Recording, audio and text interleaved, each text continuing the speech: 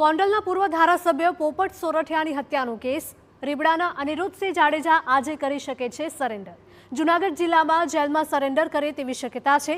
જૂનાગઢ જિલ્લા જેલ બહાર પોલીસનો બંદોબસ્ત ગોઠવવામાં આવ્યો છે। સુપ્રીમ કોર્ટે આજ સુધીમાં સરેન્ડર થવા માટે આદેશ આપ્યો છે।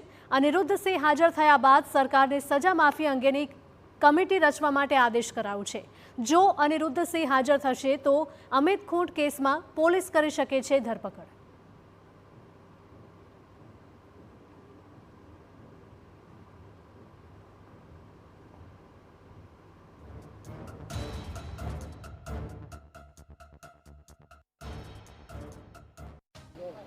ગોંડલના પૂર્વ ધારાસભ્ય પોપટ લાકા સોરઠિયાની હત્યા કેસમાં અનિરુદ્ધસિંહ જાડેજા આજે જૂનાગઢ જેલમાં સરેન્ડર કરે તેવી શક્યતા છે।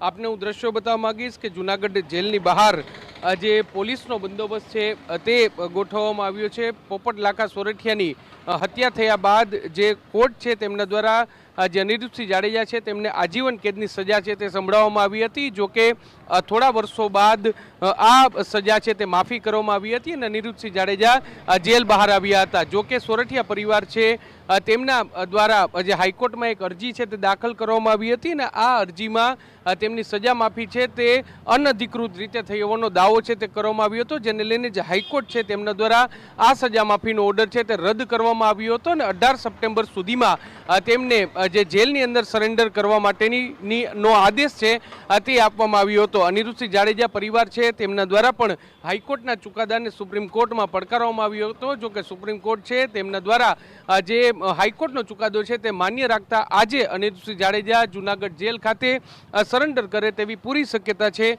તે જોવાઈ રહી છે।